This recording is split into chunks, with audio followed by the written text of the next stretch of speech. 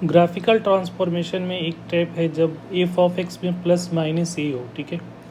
यहाँ पे y equal to F of x पहले से आपका इसका ग्राफ नोन होना चाहिए, ठीक है। आपको इसका ग्राफ पहले से आपको पता होना चाहिए, तो उसके बेसिस पे y equal to F of X plus minus A का ग्राफ ड्रॉ कर सकते हो, ठीक है। तो ये बेसिकली इसमें दो पार्ट है। एक पार्ट जो है वो क्या है, एफ ऑफ एक्स प्लस ए है, और दूसरा जो है दूसरे टाइप है जो y equal to F of X minus A, ठीक है। जहाँ एक पॉजिटिव क्वांटिटी है, तो इसका मतलब हुआ क्या हुआ कि ग्राफ जो होगा ए पॉइंट अप हो जाएगा, ए पॉइंट अप हो जाएगा। इसका मतलब ये होता है कि ग्राफ जो है ए पॉइंट क्या हो जाएगा,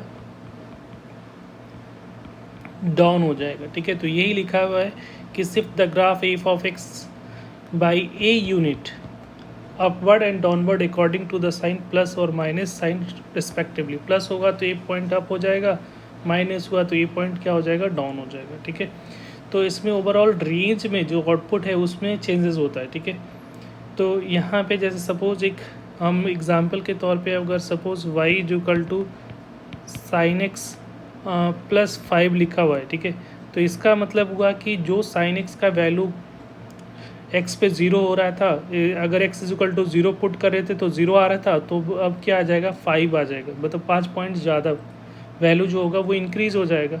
उसी तरीके से y equal to sine x अगर -5 हो गया है, तो इसका मतलब क्या हुआ कि 0 पे उसकी वैल्यू क्या आ जाएगी, -5 हो जाएगी, तो नीचे वाला पॉइंट आ जाएगा, ठीक है।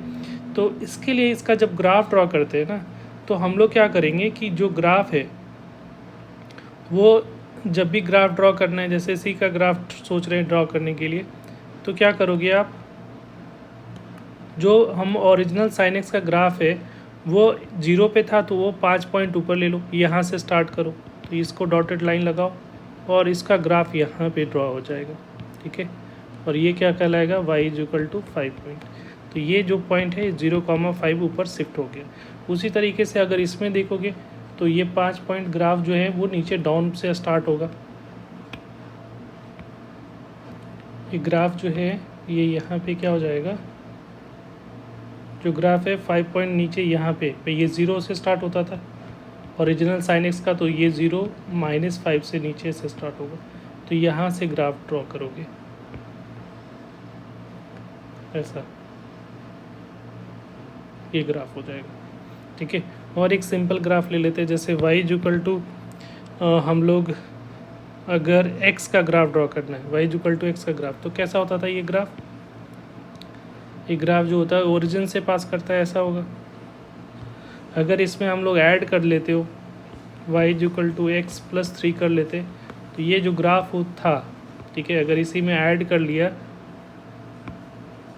+5, तो ये ग्राफ जो पहले 0 पे था वो कहाँ पे चलेगा, 0.5 से पास करेगा, और इस लाइन के पैरेलल लाइन ड्रॉ कर लेना, ये वाला ग्राफ हो जाएगा।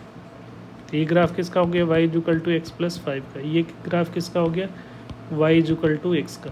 तो जो भी ग्राफ होगा वो उतना यूनिट ऊपर से शिफ्ट हो जा रहा है, प्लस करें तो शिफ्ट हो जाएगा, माइनस करें तो नीचे क्या हो जाएगा, डाउन हो जाएगा, ठीक है।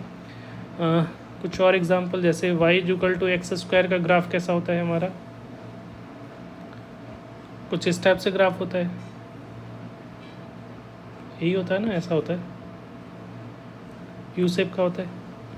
अब इसमें जो है अगर +5 कर दिया तो 5 पॉइंट ऊपर से स्टार्ट होगा, 0.5 से यहाँ से सेम ग्राफ इसके पैरेलल यहाँ से स्टार्ट हो जाएगा। अगर यहाँ पे +5 की जगह पे अगर हम लोग माइनस ले लेते हैं, जैसे suppose y equal to x square -3 ले लिया, तो 3 यूनिट नीचे से स्टार्ट होगा ग्राफ, तो 0,-3 से स्टार्ट करोगे ऐसा ग्राफ,